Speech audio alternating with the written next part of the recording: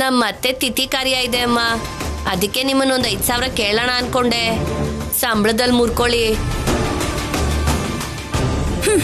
ನನ್ ಕತ್ತರಿಸಿ ಕಿಡ್ನಿನೋ ಲಿವರೋ ಮಾರಿದ್ರೆ ದುಡ್ಡು ಬರುತ್ತೇನೋ ಆದ್ರೆ ನನ್ ಪರ್ಸಲ್ಲಾಗ್ಲಿ ನನ್ ಬೀರುನಲ್ಲಾಗ್ಲಿ ಒಂದ್ ಚಿಲ್ರೆ ಕಾಸು ಕೂಡ ಇಲ್ಲ. 5,000 ಅಷ್ಟೇ ಅಲ್ವಮ್ಮ ಕೇಳಿದ್ದು. ಲಕ್ಷ್ಮಿ ಅಂತ ಹೆಸರಿಟ್ಕೊಂಡಿರೋ ನೀನ್ ಹೇಗ್ ಬೇಡ್ಕೋತಿದ್ಯೋ, ಪಲ್ಲವಿ ಅಂತ ಹೆಸರಿಟ್ಕೊಂಡಿರೋ ನಾನು ದುಡ್ಡು ಬೇಕು ಅಂದ್ರೂ ಹಾಡು ಹೇಳ್ಬೇಕಾಗುತ್ತೆ. 1-2 ಚರಣ ಹಾಡಿದ್ರೆ ಸಾಕಾಗಲ್ಲ. ಜಾಸ್ತಿ ಅಗತ್ಯ ಬಂದ್ರೆ ನಮ್ಮತ್ತೆ ಚರಣಗಳನ್ನೇ ಹಿಡ್ಕೋಬೇಕು. ಇದು ನನ್ನ ಪರಿಸ್ಥಿತಿ.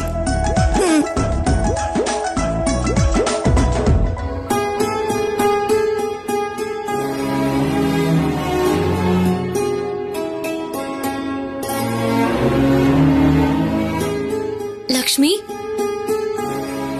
ನಿಮ್ಮತ್ತೆ ತಿಥಿ ಕಾರ್ಯ ಅಂದೆ ಅಲ್ವಾ?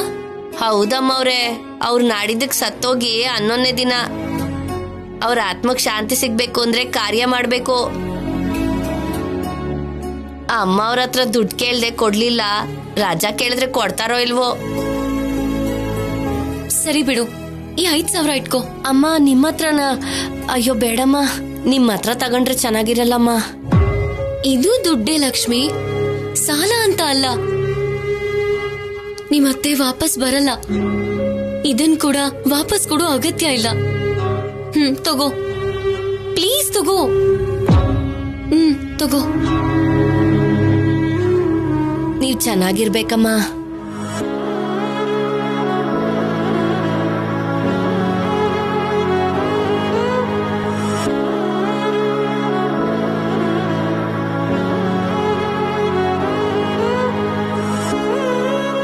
ಹೌದು, ಅಮ್ಮ ಸತ್ತೋಗಿ ಕೂಡ ನಾಡಿದ್ದಿಗೆ 11ನೇ ದಿನ ಆಗತ್ತೆ.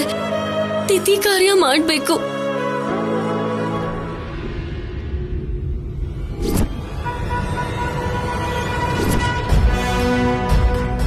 ದಯವಿಟ್ಟು ನನ್ನ ಅಪಾರ್ಥ ಮಾಡ್ಕೋಬೇಡಿ. ನಾನು ನಿಜವಾಗ್ಲೂ ಯಾವ ತಪ್ಪನ್ನು ಮಾಡಿಲ್ಲ.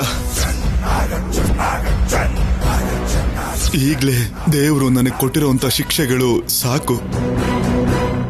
ಮತ್ತೆ ನೀವು ಕೂಡ ಹೀಗೆ ಮಾತಾಡ್ತಿದ್ರೆ ನಿಮ್ ಕಾಲ್ ಹಿಡ್ಕೊಂಡು ನಾನು ಕ್ಷಮೆ ಕೇಳೋದು ಒಂದನ್ ಬಿಟ್ರೆ ಬೇರೇನು ಮಾಡಕ್ಕಾಗಲ್ಲ.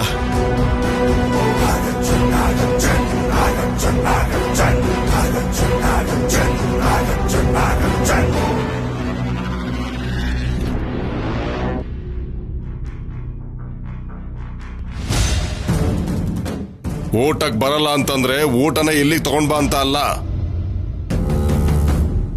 ಹಸಿವಿಲ್ಲ ಅಂತ ಅರ್ಥ. ಸ್ವಲ್ಪ ಆದ್ರೂ ತಿಂದು ಮಲ್ಕೊಳಿಪ್ಪ. ನಾನೇನ್ ಚಿಕ್ಕ ಮಗು ಅಲ್ಲ ಅನುಪಮ, ಹಸಿವಾದ್ರೆ ಅರ್ಧ ರಾತ್ರಿಲಿ ಎದ್ದು ಕಿರ್ಸೋದಕ್ಕೆ.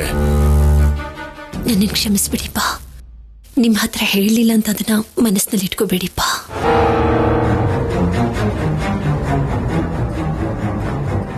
ನಿಮ್ ಹತ್ರ ಹೇಳ್ಬೇಕು ಅಂತಾನೆ ಇದ್ದೆ, ಆದ್ರೆ ಅವರು ಜೈಲಿಗೆ ಹೋಗಿದ್ದಾರೆ ಅಂತ ಹೇಳಿದ್ರೆ.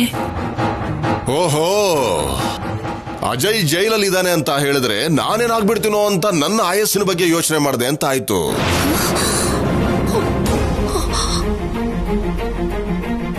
ಅವನು ಜೈಲಲ್ಲಿ ಇದ್ದಾನೆ ಅಂತ ನಿನಗೆ ಮೊದಲೇ ಗೊತ್ತು ಅಲ್ವಾ? ಅಯ್ಯೋ ದೇವ್ರೆ, ಕಲ್ಯಾಣಿ ಅಪ್ಪ ಯಾರು ಅಂತ ಅಪ್ಪನಿಗೆ ಗೊತ್ತಿಲ್ಲ ಅಂತ ಅಂದ್ಕೊಂಡಿದ್ದೆ. ಜೈಲಿಗೆ ಹೋಗಿದ್ದಾರೆ ಅಂತ ಹೇಳೋದಕ್ಕೂ ಮುಂಚೆನೆ ಅವ್ರ ಬಗ್ಗೆ ಅಪ್ಪನೇ ಹೇಳ್ತಿದಾರಲ್ಲ.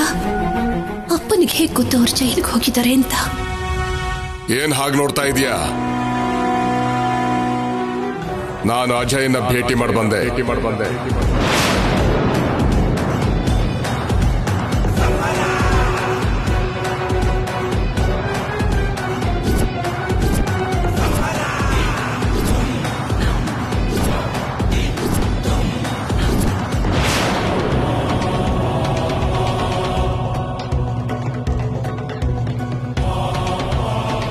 ನನ್ನನ್ನು ನೋಡ್ತಾ ಇದ್ದ ಹಾಗೆ ಪಶ್ಚಾತ್ತಾಪದಿಂದ ಕುಗ್ಗೋಗಿ ನನಗೆ ಸಮಜಾಯಿಸಿ ಕೊಡಬೇಕು ಅಂತ ನೋಡ್ದ.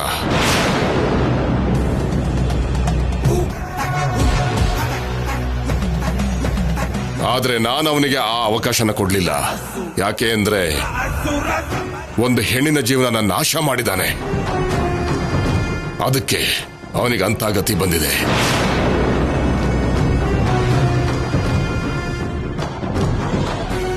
ಈ ಕುಟುಂಬಕ್ಕೆ ಮೋಸ ಮಾಡಿದವನು ಅನುಭವಿಸ್ತಾನೆ ಅಷ್ಟೇ. ಅವನನ್ನ ಈ ಮನೆ ಯಾವತ್ತೋ ಮರ್ತು ಹೋಗಿದೆ. ಕೊಲೆ ಮಾಡಿ ಜೈಲಲ್ಲಿರೋನ್ ಬಗ್ಗೆ ನನಗೆ ಯಾಕೆ ಮೊದಲೇ ತಿಳಿಸ್ಲಿಲ್ಲ?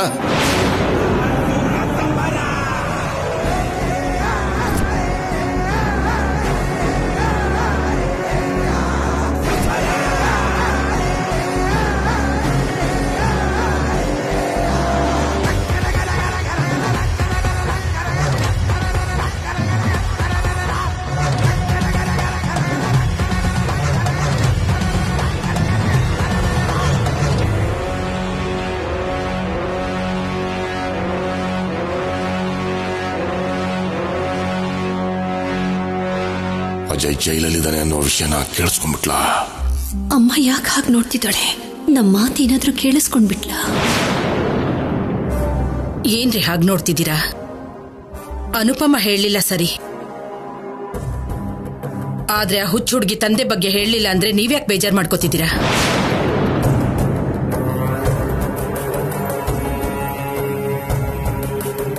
ಊರೂರು ತಿರ್ಗಾಡೋ ಮೂರ್ಖರು ಎಲ್ಲಿ ಹೋದ್ರೆ ನಮ್ಗೇನು? ನೀವು ಊಟ ಮಾಡಿ. ನನಗೆ ಇವಾಗ್ಲೇ ಏನು ಬೇಡ ಪಾರ್ವತಿ, ನನಗೆ ಹಸಿವಾಗ್ತಿಲ್ಲ. ಮನ್ಸಿಗೆ ಏನೋ ಒಂಥರ ಆಗ್ತಿದೆ. ಹಸಿವಾದಾಗ ಕರೀತಾರೆ ಬಿಡು.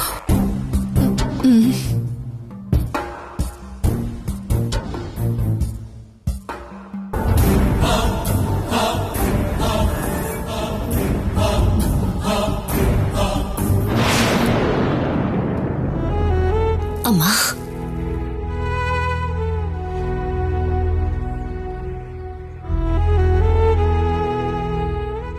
ನಿನ್ನ ಹತ್ರ ಈ ವಿಷಯ ಹೇಳಲಿಲ್ಲ ಅಂತ ನನ್ನ ಮೇಲೆ ಇನ್ನು ಕೋಪ ಮಾಡ್ಕೊಂಡಿದ್ಯ?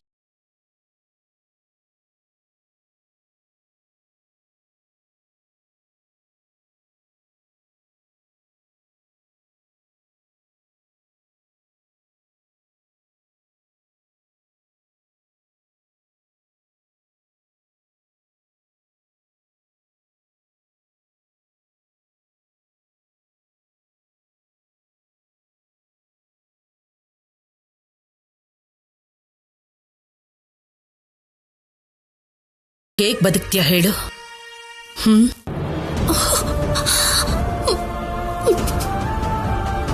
ಯಾರ್ಗ್ ಹೇಳಿದ್ರೆ ಏನ್ ಅನ್ಕೋತಾರೋ ಅನ್ನೋ ಭಯದಲ್ಲಿ ಒಳ್ಳೆ ಕೆಲಸ ಮಾಡ್ತಾನೆ ಇರ್ತೀಯ.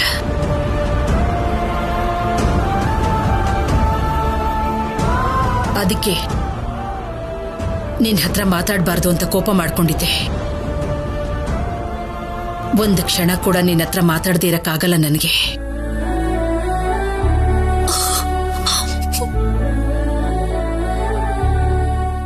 ಜೀವನದಲ್ಲಿ ನೀನ್ ಸೋತ್ ಹೋಗಿದ್ಯಂತ ಎಲ್ರೂ ಅನ್ಕೊಂಡಿದ್ದಾರೆ.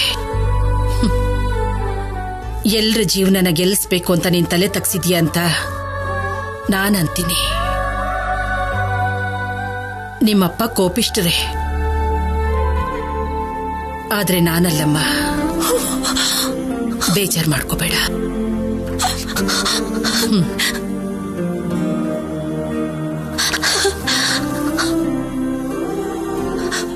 ಜೈಲಲ್ಲಿರೋದು ಅಜಯ್ ಅಂತ ಅಮ್ಮನಿಗೆ ಗೊತ್ತಿಲ್ಲ. ಕಲ್ಯಾಣಿ ಅಪ್ಪ ಅಜಯ್ ಅನ್ನೋದು ಅಪ್ಪನಿಗೆ ಗೊತ್ತಿಲ್ಲ. ಅಯ್ಯೋ ದೇವ್ರೇ.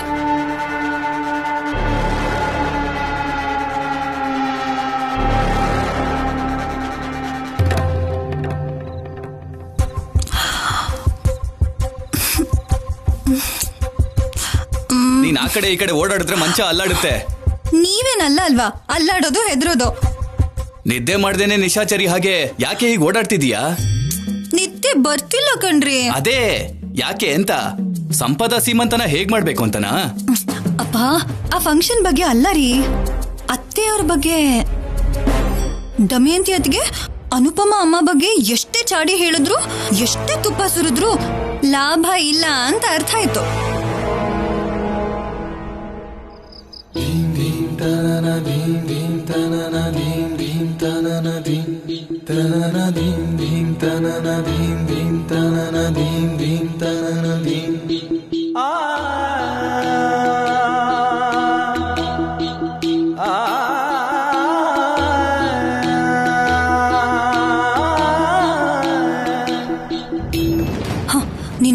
ಮಾತಾಡಲ್ಲ ಅಂತ ಅನುಪಮ ಅಮ್ಮನ ಹತ್ರ ಹೇಳಿದ ಅತ್ತೆ ಇವಾಗ ಎಷ್ಟು ಪ್ರೀತಿಯಿಂದ ಮಾತಾಡ್ತಿದ್ದಾರೆ ಗೊತ್ತಾ ನಿಮ್ಗೆ?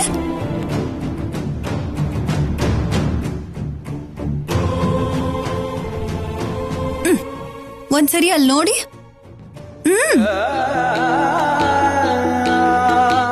ಹೋಗ್ ಮಲ್ಕೊಳಮ್ಮ. ಪರವಾಗಿಲ್ಲಮ್ಮ.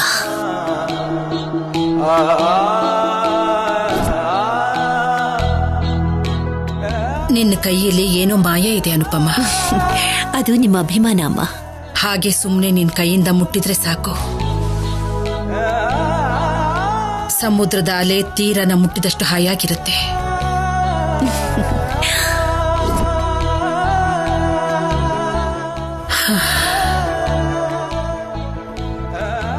ಅನುಪಮ, ಆ ಕಲ್ಯಾಣಿ ಅವರಪ್ಪ ಜೈಲಿಗೆ ಯಾಕೆ ಹೋಗಿದ್ದಾರೆ ನಿನಗೆ ಗೊತ್ತಾ?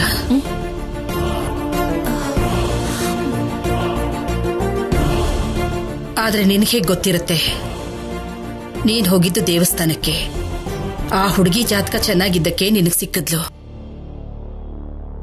ಅಮ್ಮ ಅಪ್ಪ ಇಲ್ಲ ಅನ್ನೋ ಕರುಣೆಯಿಂದ ನೀನಿಲ್ಲಿ ಕರ್ಕೊಂಬಂದೆ, ಹೌದಾ?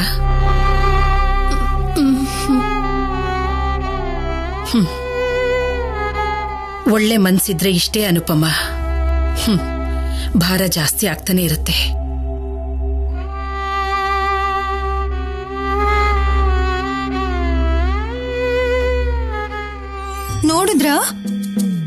ನೋಡ್ದೆ, ನೀನೀಗ ಮಲ್ಕೋ. ನೋಡಿ ಮತ್ತೆ ಅವರು ಒಂದಾಗ್ಬಿಟ್ರು ರೀ. ಅವರು ಅರ್ಧನಾರೀಶ್ವರರು. ಅಮ್ಮ ಶಿವ ಆದ್ರೆ ಅನುಪಮಮ್ಮ ಗೌರಿ. ಬಂದು ಮಲ್ಕೋ. ಎಷ್ಟು ಚೆನ್ನಾಗಿದ್ಯಮ್ಮ. ಆದ್ರೆ ನೀನ್ ಇಲ್ದೇ ಇರೋದಕ್ಕೆ ನಾನ್ ಯಾವತ್ತೂ ಚೆನ್ನಾಗಿರಲ್ಲ ಅಲ್ವಾ ಅಮ್ಮ? I miss you. ನೀನ್ ಹೀಗ ಅರ್ಧ ಆಯ್ಸಲ್ಲೇ ಕಣ್ಮುಚ್ಚಕ್ಕೆ ಕಾರಣ ಆಗಿರೋ ಆ ಅನುಪಮನ ನಾನ್ ಸುಮ್ನೆ ಬಿಡಲ್ಲ ಅಮ್ಮ. ಆವತ್ತು ನನ್ ಮೊಬೈಲಲ್ಲಿ ನಿನ್ ಫೋಟೋನ ತೋರಿಸಿದಿದ್ರೆ ಇಷ್ಟೊತ್ತಿಗೆ ಅವಳನ್ನ ಮನೆಯಿಂದ ಆಚೆ ಹಾಕಿರೋರು. ಈಗ್ಲೂ ಕಾಲ ಮೀರಿಲ್ಲ ಅಮ್ಮ. 11ನೇ ದಿನಕ್ಕೆ ಕಾರ್ಯ ಮಾಡ್ತಾರಂತೆ ಅಲ್ವಾ? ಆ ಅನುಪಮ ವಿಷಯನ ಎಲ್ಲರಿಗೂ ಗೊತ್ತಾಗೋ ಹಾಗೆ ಮಾಡ್ತೀನಿ. ಅಮಾಯಕಳ ತರ ಕಾಣಿಸೋ ಅವಳು ನಿನ್ ಜೀವನದಲ್ಲಿ ಬಂದು ಎಷ್ಟು ನೋವು ಕೊಟ್ಟಿದ್ದಾಳೆ ಅಂತ ಎಲ್ಲರಿಗೂ ಅರ್ಥ ಆಗೋ ಹಾಗೆ ಮಾಡ್ತೀನಮ್ಮ. ನಾನ್ ನಿನಗ್ ತಿಥಿ ಕಾರ್ಯ ಮಾಡೋ ದಿನಾನೇ ಆ ಅನುಪಮ ಜೀವನದಲ್ಲಿ ಅಶಾಂತಿ ಹುಟ್ಟೋ ಹಾಗೆ ಮಾಡ್ತೀನಮ್ಮ. ಈ ಕಲ್ಯಾಣಿನ ಕಾಪಾಡ್ತಿರೋ ಹಾಗೆ ಪೋಸ್ ಕೊಡ್ತಿರೋ ಅವಳಿಗೆ ನನ್ ಬಗ್ಗೆ ಗೊತ್ತಾಗ್ಬೇಕು ಅಂದ್ರೆ ಏಟು ಸರಿಯಾಗಿ ಕೊಡ್ಬೇಕು. ನಿನಗೆ ಖುಷಿ ಅಲ್ವಾ ಅಮ್ಮ? ನಿನ್ ಸ್ಮೈಲ್ ನೋಡಿನೇ ಹೇಳ್ಬೋದು.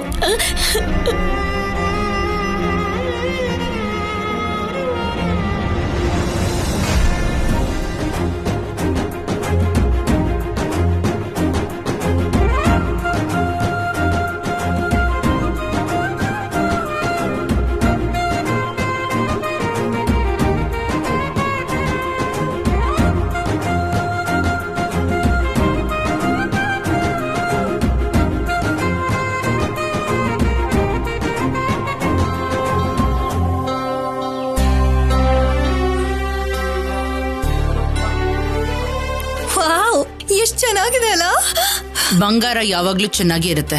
ಇದು ನೋಡು. ಬೇಡ, ನೀವು ಮುಟ್ಬೇಡಿ. ಮಸಿ ಅಂಟತೆ ಅನ್ನೋವಾಗ ಮಾತಾಡ್ತಿದ್ಯಲ್ಲಮ್ಮ. ಈ ಒಡವೆಗಳನ್ನ ಯಾರು ಹಾಕೋಬೇಕೋ ಅವರೇ ಹಾಕೋಬೇಕು. ಮತ್ತಿನ್ ಯಾರು ಹಾಕೋತಾರೆ ಅತ್ತೆ? ಇನ್ಯಾರು?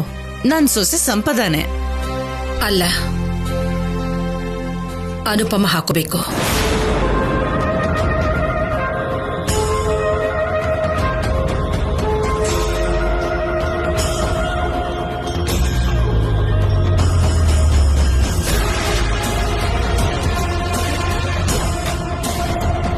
ಅಮ್ಮ, ಅನುಪಮನ ಕಿವುಡಿನ ನೀನು?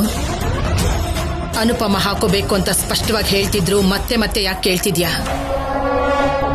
ತಗೋ ಅನುಪಮ. ಇದೆಲ್ಲ ನನಗೆ ಯಾಕಮ್ಮ? ವಾರಸತ್ವದ ಒಡವೆಗಳನ್ನ ಹಾಕೊಳ್ಳೋ ಭರಿಸೋ ಅರ್ಹತೆ ನಿನಗಿದೆ ಅಂತ ಕೊಡ್ತಿದ್ದೀನಿ. ತಗೋ.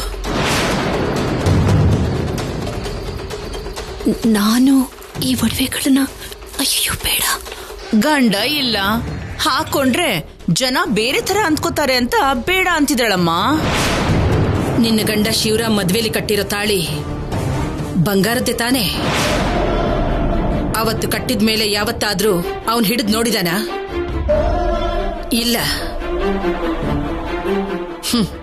ಮನೆ ಅಳಿಯನೆ ತಲೆ ಕೆಡಿಸ್ಕೊಳ್ದೆ ಇರುವಾಗ ಅರ್ಥ ಆಯ್ತು ಬಿಡಮ್ಮ. ನೀನ್ ಯಾರು ಕೊಡ್ಬೇಕು ಅಂದ್ಕೊಂಡಿದ್ಯೋ ಅವ್ರಿಗೆ ಕೊಡು. ಅನುಪಮ, ತಗೊಳಮ್ಮ. ಈ ಬಳೆಗಳು ಮತ್ತೆ ನಿನ್ ಕೈಗೆ ಸೇರ್ಬೇಕು. ಈ ಒಡವೆಗಳು ಮತ್ತೆ ನಿನಗೆ ಹತ್ರ ಆಯ್ತು ಅಂತ ಸಂಕೋಚ ಪಡಬೇಡ. ತುಂಬಾ ವರ್ಷಗಳ ನಂತರ ನಿನ್ನಲ್ಲಿ ನಾನು ಮಹಾಲಕ್ಷ್ಮಿನ ನೋಡ್ಬೇಕು. ಬೇಡ ಅಂದೇನೆ ಹಾಕೋ.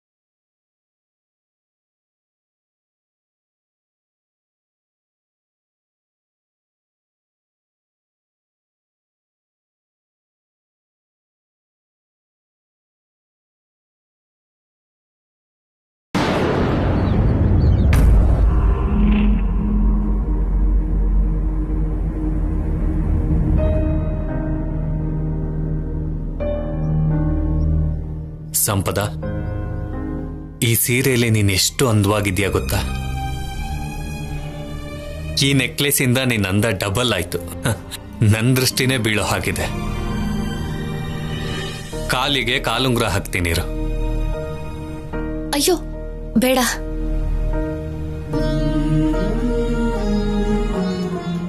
ಏನಕ್ಕೆ? ನೀವು ನನ್ ಕಾಲ್ ಟಚ್ ಮಾಡೋದ್ ಬೇಡ ಅಂತ. ಹಾಗನ್ಕೊಂಡ್ರೆ ಹೇಗ್ ಸಂಪದ? ಗರ್ಭಿಣಿ ಆಗಿದ್ದಾಗ ಹೆಂಡ್ತಿನ ಅಮ್ಮನ್ ಹಾಗೆ ನೋಡ್ಕೋಬೇಕು ಅಂತಾರೆ.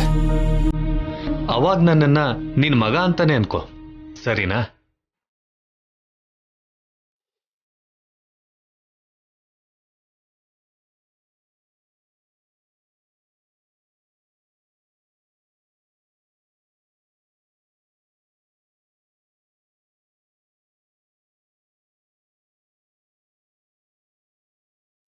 ಸಾರಿ ಶೌರ್ಯ, ನೀ ನನಗೆ ಎಷ್ಟೇ ಪ್ರೀತಿಯಿಂದ ನೋಡ್ಕೊಂಡ್ರು ನಾನ್ ಮಾತ್ರ ಸಿದ್ಧಾರ್ಥ್ಗೋಸ್ಕರನೇ ಬದುಕಬೇಕು ಅನ್ನಿಸ್ತಿದೆ.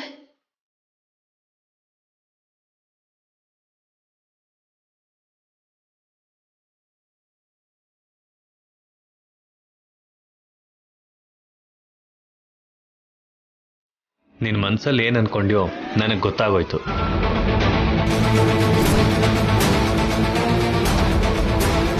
ಏನ್ ಅನ್ಕೊಂಡೆ? ಹೆಸರಿಗೆ ಪೊಲೀಸ್ ಆಫೀಸರ್ ಚಿಕ್ಕ ಮಗು ಹಾಗೆ ಬಿಹೇವ್ ಮಾಡ್ತಿದ್ದಾನೆ ಅನ್ಕೊಂಡಿದ್ಯಾ ಅಲ್ವಾ? ಹೌದು. ನೋಡಿದ್ಯಾ ಎಷ್ಟು ಕರೆಕ್ಟ್ ಆಗಿ ಹೇಳ್ದೆ? ಯು ಆರ್ ಆಲ್ವೇಸ್ ಕರೆಕ್ಟ್ ಕಣ್ರಿ. ಅಂದ್ರೆ ಯು ಆರ್ ರಾಂಗ್ ಅಷ್ಟೇನಾ? ಜೋಕ್ ಮಾಡ್ದೆ. ನಡಿ ಹೋಗೋಣ.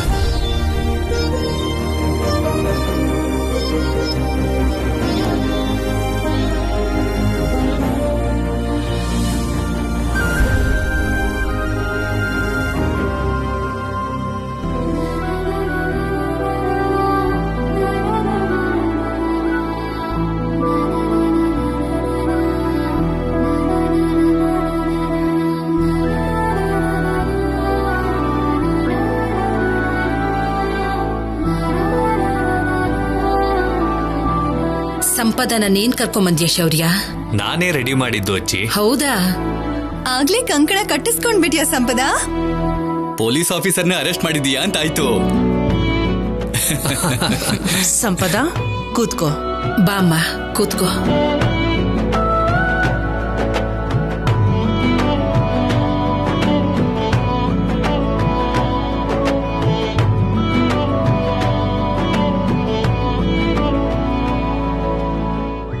ಅಮ್ಮ ಶುರು ಮಾಡೋಣವಾ? ಹಾ, ಅನುಪಮ ಎಲ್ಲಿ? ಅಲ್ಲೋಡಿ ಬಂದ್ರು ಅತ್ತೆ.